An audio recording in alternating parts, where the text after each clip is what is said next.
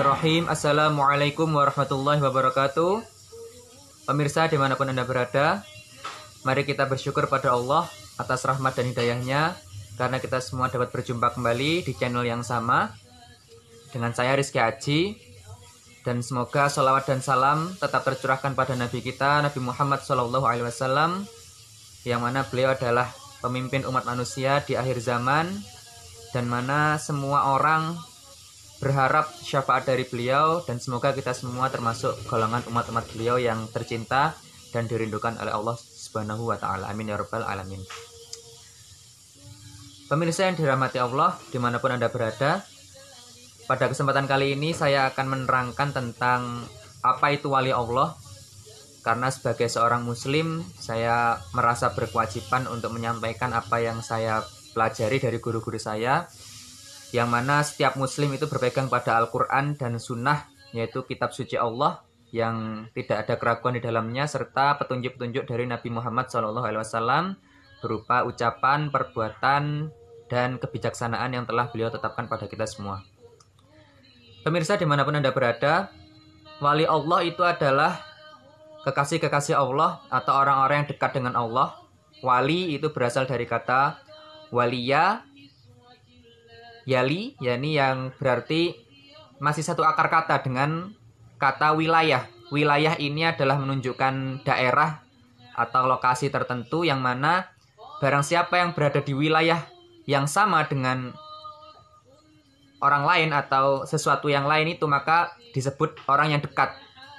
Maka siapapun yang berada dalam wilayah Allah, maka dia adalah orang-orang yang dekat dengan Allah, dan sebutan bagi orang-orang yang dekat dengan Allah tersebut adalah wali Allah atau para wali-wali Allah. Sedangkan wilayah itu dalam pandangan Islam itu ada dua, yang mana kita ketahui bersama dalam surat Al-Baqarah ayat 256. Silakan dibuka sendiri di kitab suci masing-masing, di rumah masing-masing. Yakni tentang wilayah itu ada dua, yakni wilayah Allah dan wilayah Togut. Maka wali pun ada dua, yakni wali Allah dan wali Togut. Dalam hal ini terkadang wali-wali Togut atau orang-orang yang menyembah setan atau menyembah selain Allah, mereka terkadang menampilkan sesuatu yang luar biasa, atau mungkin masyarakat kita menyebutnya karomah. Namun apakah karomah yang ditampilkan orang-orang yang jauh dari Allah tersebut termasuk dalam kategori tanda bahwa mereka adalah para wali Allah? Tidak demikian, pemirsa yang dirahmati oleh Allah. Maka di sini saya sebagai salah satu umat muslim menerangkan bahwa ada beberapa ciri-ciri wali Allah yang perlu kita ketahui. Minimal ada 10 ciri-ciri yang perlu kita ketahui. Sedangkan yang lebih dari itu maka itu berupa tambahan, dan itu adalah fadl atau keutamaan dan kelebihan yang Allah anugerahkan pada para wali-wali Allah tersebut. Langsung saja, ada 10 ciri-ciri wali Allah. Saya ringkas untuk pembahasan di awal. Yang pertama adalah la khaufun. Ciri-ciri yang pertama itu adalah la khaufun. Mereka tidak punya rasa takut. Takut ini berkaitan dengan sesuatu yang akan terjadi. Sesuatu yang akan terjadi biasanya seseorang takut. Nah, seseorang jika dia termasuk wali Allah, maka dia tidak punya rasa takut, karena dia selalu yakin bahwa perlindungan Allah selalu bersamanya. Yang kedua adalah la yahzan atau la yahzanun. La yahzanun ini adalah artinya tidak merasa sedih. Jika khauf tadi berkaitan dengan masa depan, maka yahzanun ini berkaitan dengan masa lalu. Seseorang yang dekat dengan Allah, yakin dengan ampunan Allah, tidak akan pernah merasa takut dan tidak pernah merasa sedih terhadap apa yang telah terjadi di masa lalu, baik itu berupa dosa-dosanya yang telah terampuni, maka dia yakin Allah Maha Pengampun. Dia yakin dan tidak berprasangka buruk bahwa Allah pasti akan mengampuni apa yang telah dia kerjakan di masa lalu. Sedangkan untuk pahala-pahala yang dia kerjakan ketika dia berada di dunia, dia juga yakin bahwa Allah tidak akan menghilangkan itu, Allah tidak akan menyia-nyiakan perbuatan baiknya, dan Allah tidak pernah menghapus catatan baik bagi orang-orang yang berusaha mendekatkan diri pada Allah. Mereka yakin sehingga mereka tidak pernah merasa sedih atas apapun yang terjadi di masa lalu. Itu yang kedua. Yang ketiga adalah amanu, yaitu beriman. iman ini pembahasannya lebar, bisa dikaji dalam kitab-kitab hadis. Ada sekitar 70 lebih atau 77 cabang iman, yang mana setiap cabang-cabang iman itu merupakan tanda-tanda bahwa keyakinan seseorang itu meningkat. Iman itu artinya percaya, maka semakin dia percaya pada Allah, maka dia adalah orang yang dekat dengan Allah. Semakin dekat pada Allah, dia akan semakin percaya pada Allah. Begitupun juga semakin percaya pada Allah, maka dia akan meningkat keimanannya. Itu saling berkaitan antara satu sama lain. Yang kedua, la yahzanun. Yang ketiga, amanu, yaitu beriman. Maka yang keempat adalah wattaqau atau at-taqwa. Takwa ini adalah berasal dari kata waqoyaki, wikoyatan, yaitu adalah menjaga atau memelihara diri dari Allah berupa larangan dan perintah. Dan takwa ini letaknya dalam hati. Maka ada sebuah statement yang harus kita yakini bersama, bahwa kewalian itu adalah rahasia Allah yang mana hanya bisa diketahui dari hati seseorang. Allah yang maha melihat hati kita, Allah yang tahu hati kita, maka tidak ada yang tahu siapa itu wali kecuali Allah.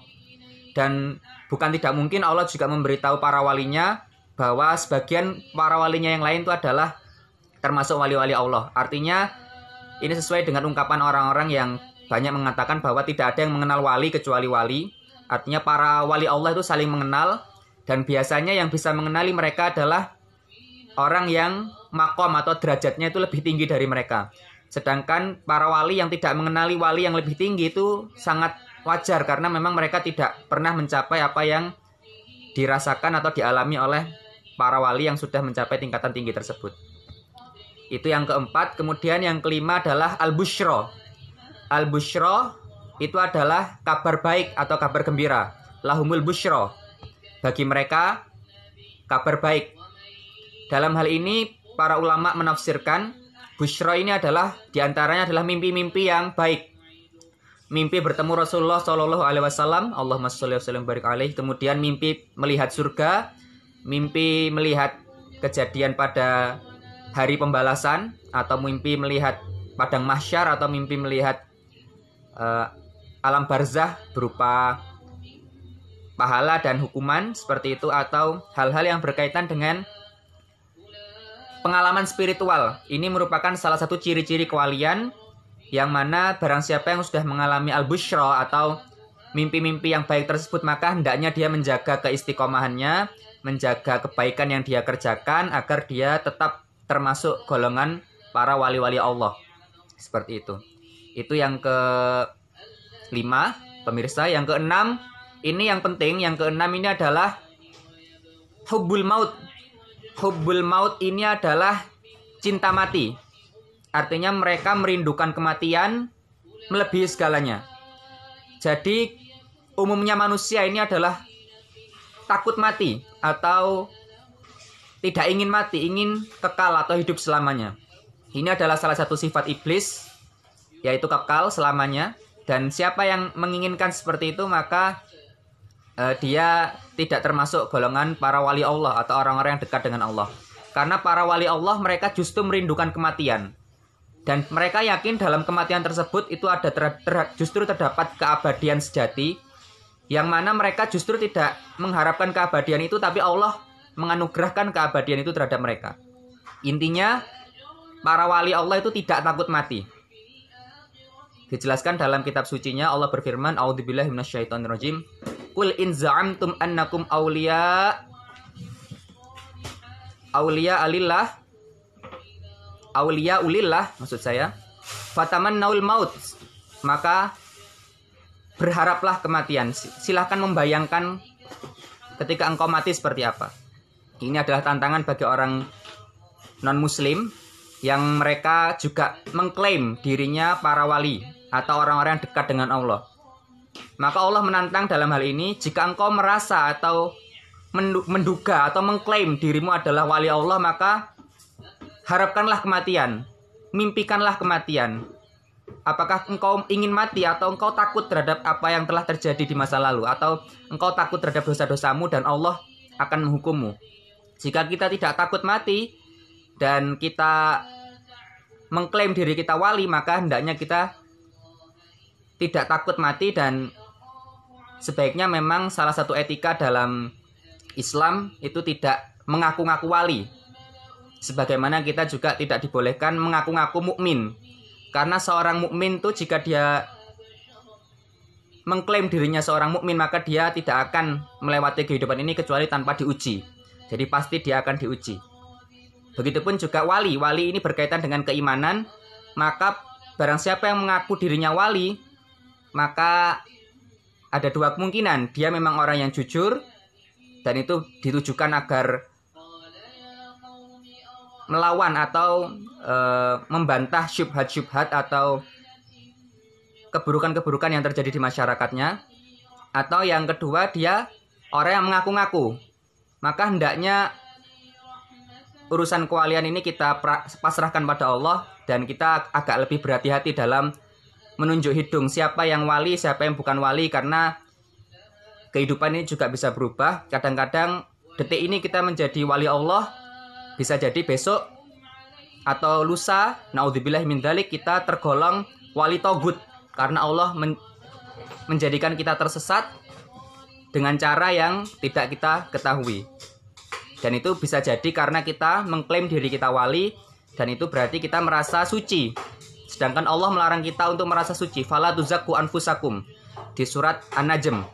Janganlah engkau menganggap dirimu suci atau menilai dirimu suci. Karena yang maha suci ini hanyalah Allah, dan kita tidak boleh menganggap diri kita suci. Ada petuah yang sangat indah yang saya dapat dari guru saya, Syekh Yusri. Beliau menjelaskan bahwa hendaklah kita atau setiap muslim itu memiliki prinsip kullu muslimin waliyun illa ana. Saya ulangi sekali lagi. Kullu muslimin waliyun illa ana. Setiap muslim ini adalah wali Allah. Illa ana, kecuali saya. Ana muslim, ana fajir. Saya adalah orang yang zolim. Saya adalah orang yang jahat. Kita adalah orang-orang yang banyak dosa. Jadi kita harus merasa aku adalah pendosa. Semua muslim adalah wali Allah. Agar apa? Agar kita tidak berprasangka baik, atau agar kita tidak berprasangka buruk pada orang lain. Karena kita tidak tahu, bisa jadi kita menganggap orang lain itu baik atau kita berprasangka baik, ternyata Allah tahu keburukannya apa saja. Dan bisa jadi kita menganggap orang itu buruk. Bisa jadi kita tidak tahu Allah menyimpan kebaikan-kebaikan yang banyak pada orang tersebut. Itulah kenapa kita tidak boleh mengklaim diri kita suci, mengklaim diri kita wali Allah. Dan kita juga sebaiknya tidak menunjuk si A ini wali Allah, si B ini wali Allah. Karena pembuktian yang sejati itu adalah nanti di akhirat, pada hari kiamat, ketika Rasulullah SAW menampakkan siapa saja orang-orang dari umatnya yang mendapatkan syafaat atas izin Allah. Dan mereka itu adalah para wali-wali Allah sejati. Dan kita tidak bisa memungkiri bahwa ketika itu sudah terjadi, atau kelak hari kiamat sudah benar-benar terjadi, maka itulah hari kemenangan bagi orang-orang yang beriman. Dan itu adalah hari penyesalan yang abadi bagi orang-orang yang gagal menjalani kehidupan dunia ini. Karena kita masih hidup, kita masih berada di alam dunia ini, hendaknya kita berhati-hati dan tidak memuji sesama kita dengan pujian yang terlalu berlebihan. Karena dikhawatirkan dia menjadi teruji atau terfitnah dengan ujian tersebut berupa pujian dan hal-hal yang sanjungan seperti itu, maka dikhawatirkan dia terjerumus. Kecuali orang-orang yang memang benar-benar dijaga oleh Allah. Mereka meskipun diuji dengan pujian atau diuji dengan celaan, mereka tetap tidak takut. Seperti saya jelaskan di awal, la khaufun, mereka tidak takut dengan pujian atau celaan, karena mereka sadar itu dari Allah yang maha mengetahui aib mereka, yang maha mengetahui segala gerak-gerik mereka dari pagi hingga petang. Malam apa yang mereka lakukan Allah tahu. Bahkan manusia tidak ada yang tahu, Allah tahu. Mereka yakin dan sadar bahwa penilaian manusia itu kosong, tidak ada apa-apanya, karena yang paling mengetahui mereka adalah diri mereka sendiri dan Allah Subhanahu wa Ta'ala yang maha tahu. Itu ciri-ciri yang ke-6, yaitu adalah hubbul maut, cinta mati atau rindu kematian. Kemudian yang ke-7 ini adalah Itiba ini adalah mengikuti apa yang diturunkan oleh Rasulullah SAW berupa ajaran Islam yang lurus dan benar, sebagaimana dijelaskan dalam kitab sucinya. Allah berfirman, A'udzubillahi minasyaitonirrajim, Bismillahirrahmanirrahim. Faman tabi'a hudaya fala khaufun 'alaihim walahum yahzanun. Ini berkaitan dengan ciri-ciri yang pertama dan kedua tadi, la khaufun dan la yahzanun, tidak takut dan tidak sedih. Itu ciri-ciri wali Allah. Bagi orang yang ingin mendapatkan ciri-ciri yang pertama dan kedua tadi, la khaufun 'alaihim walahum yahzanun, bisa juga mereka berjuang. Karena untuk menjadi wali-wali Allah ini juga butuh perjuangan bagi orang-orang yang menghendakinya. Di satu sisi, sejatinya Allah yang menggerakkan kita untuk berjuang, tapi di sisi kemanusiaan kita juga wajib mengikhtiarkan atau berusaha bahwa barang siapa yang berjuang di jalan kami, maka kami akan memberikan petunjuk seperti itu. Di ayat yang lain, Allah berfirman, A'udzubillahi minasyaitonirrajim, Bismillahirrahmanirrahim. Allah tidak akan merubah suatu kaum kecuali kaum itu yang merubah diri mereka sendiri. Artinya kita harus berjuang untuk menjadi para wali Allah, untuk menjadi orang-orang yang menang di sisi Allah. Tapi kita harus yakin bahwa Allah adalah satu-satunya yang menetapkan bahwa kita akan menjadi wali Allah atau tidak. Dan Allah yang menetapkan pula apakah kita mendapatkan hidayah atau petunjuk atau termasuk orang-orang yang tersesat. Maka dalam iman kita meyakini bahwa Allah lah yang menggerakkan segala sesuatu. Tapi di sisi lain, secara syariat, secara hukum agama, kita berkewajiban untuk berusaha, berjuang, dan berusaha agar tergolong wali-wali Allah. Sebagaimana firman Allah, A'udzubillahi minasyaitonirrajim, Bismillahirrahmanirrahim. Walladzina jahadu fina lanahdiyannahum subulana. Barang siapa yang berjihad di jalan kami atau berjihad untuk menuju kami, fina, maka lanahdiyannahum subulana, pasti akan kami berikan petunjuk untuk menuju jalan-jalan kami. Ini adalah dua mata uang yang tidak bisa kita pisahkan ya. Di satu sisi kita harus berjuang menuju Allah, tapi di sisi lain kita secara imani yakin bahwa semua yang menggerakkan kita adalah Allah. Kebaikan itu berasal dari Allah dan kita tidak punya daya dan upaya kecuali atas izin Allah Subhanahu wa taala. La haula wala quwata illa billah. Tidak ada daya dan upaya kecuali atas izin Allah Subhanahu wa taala. Itu yang ke-7, yaitu adalah ittiba, mengikuti sunnah dan ajaran Rasulullah SAW. Kemudian yang ke-8 itu adalah istiqomah. Salah satu syarat juga untuk mencapai derajat ciri-ciri yang pertama dan kedua tadi, yaitu la khaufun dan la yahzanun, tidak takut dan tidak sedih, itu adalah istiqomah. Sebagaimana firman Allah dalam kitab sucinya, A'udzubillahi minasyaitonirrajim, Bismillahirrahmanirrahim. Alladzina qalu rabbunallah summastaqamu. Summastaqamu ini istiqomah. Tatanazzalu alaihimul malaikah alla takhafu wa la tahzanu wa abasyiru bil jannati allati kuntum tu'adun. Barang siapa yang istiqomah, maka mereka akan didatangkan para malaikat di sisi mereka, dan para malaikat itu akan memberikan kabar gembira bagi mereka dengan mengatakan, janganlah engkau takut, janganlah engkau sedih, karena Allah telah menjanjikan kebaikan bagimu dan Allah telah menjanjikan kabar-kabar gembira bagimu. Seperti itu yang ke-8. Bahkan para ulama mengatakan istiqomah itu lebih dari 1000 karomah. Karomah ini adalah kemuliaan. Ini adalah salah satu ciri-ciri kewalian juga.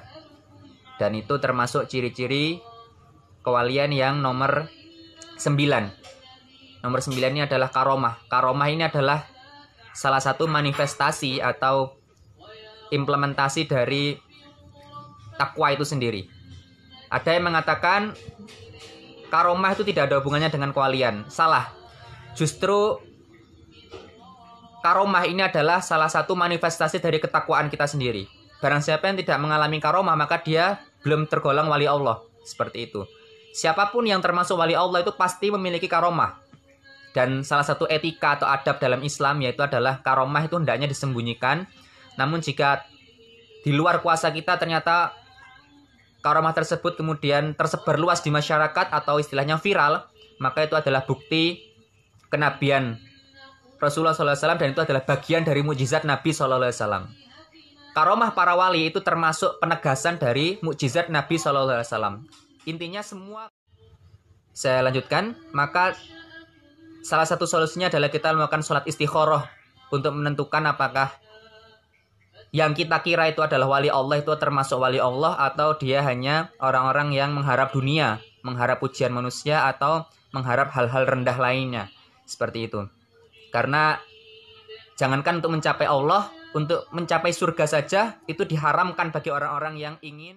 Saya lanjutkan. Ciri-ciri yang ke-10 adalah, ini merupakan ciri-ciri kesempurnaan kewalian, yaitu adalah as-sakinah. Sakinah ini adalah implementasi dari iman. Sebagaimana firman Allah, A'udzubillahi minasyaitonirrajim, Bismillahirrahmanirrahim. Huwallazi anzalas sakinata fi qulubil mu'minin liyazdadu imanan ma'a imanihim. Dialah Allah yang telah menurunkan as-sakinah, ketenangan. Dalam istilah ilmu tasawuf dijelaskan bahwa orang yang tingkat kewaliannya masih belum stabil, maka dia tergolong wali-wali Allah yang majdzub, artinya ditarik oleh Allah. Dia masih, istilahnya orang Indonesia, oleng, masih belum stabil karena dia masih berusaha menegakkan kakinya, apakah dia berada di alam malakut atau alam langit atau di alam dunia. Jadi antara hati dan pikirannya masih belum sinkron. Dia masih berusaha menuju kedekatan dengan Allah dengan kemantapan hati yang baik. Nah, derajat orang-orang yang sudah teguh dan istilah orang Jawa itu jejeg, ini namanya makom tamkin. Tamkin ini adalah orang-orang yang dianugerahi sakinah, dan sakinah ini adalah implementasi dari iman, sehingga terkadang para wali Allah ini ada yang terlihat seperti orang gila, mohon maaf, tapi sebenarnya dia tidak gila. Dia hanya sedang mengalami perpindahan alam dari alam yang lebih tinggi karena dia sebelumnya terbiasa dengan alam-alam yang lebih tinggi di atasnya, kemudian dia turun ke bawah dan berusaha menyesuaikan diri antara alam-alam yang berada dalam hatinya atau alam-alam gaib dalam hatinya dan alam yang tampak di alam mulek atau alam yang terlihat secara kasat mata ini. Pembahasan lebih lanjut bisa kita kaji dalam kesempatan-kesempatan yang lain. Intinya, ciri-ciri yang paling terakhir ini, as-sakinah, ini adalah ketenangan. Barang siapa yang belum mencapai ketenangan ini, maka dia termasuk wali Allah yang majdzub. Dan majdzub ini, sebagian ulama mengatakan belum layak dijadikan seorang guru mursyid atau guru pembimbing. Maka hendaklah kita mencari seorang pembimbing spiritual yang tamkin atau teguh, tidak goyang, dalam artian dia punya keteguhan hati, kemantapan hati, dan tidak mudah diombang-ambingkan oleh keadaan spiritual yang terjadi pada dirinya. Namun jika kita belum berkesempatan untuk bertemu orang-orang yang seperti itu, maka tidak mengapa pula kita mengambil ilmu dari orang yang majdzub atau orang yang belum tamkin tadi atau belum teguh tadi, dan insya Allah juga banyak manfaat yang kita dapatkan dari orang-orang yang dalam makom majdzub tadi. Itulah sekian dari saya, semoga bermanfaat. Jika perlu referensi maka bisa saya tuliskan di bawah di deskripsi. Jika ada pertanyaan juga boleh menghubungi kami. Saya juga seorang yang masih belajar dan perlu banyak wawasan. Perlu doa juga dari Anda-Anda sekalian agar lebih istiqomah dan lebih menerapkan ajaran agama Islam ini lebih baik. Karena kita semua adalah orang-orang yang bertobat. Kita semua adalah orang-orang yang banyak dosa dan kita mengharap ampunan Allah Subhanahu wa taala. Kita mengharap syafaat dan pertolongan dari Nabi Muhammad SAW atas izin Allah, dan semoga kita termasuk umat-umat Nabi Muhammad yang dicintai Allah dan dimasukkan ke dalam golongan orang-orang yang mendatangi telaga Haud atau telaga Kausar, seperti itu. Saya akhiri, semoga bermanfaat. Kita tutup dengan bacaan doa kafaratul majlis. Subhanakallahumma bihamdika asyhadu an la ilaha illa anta astaghfiruka wa atubu ilaik. Billahi sabil haq fastabiqul khairat. Wassalamualaikum warahmatullahi wabarakatuh.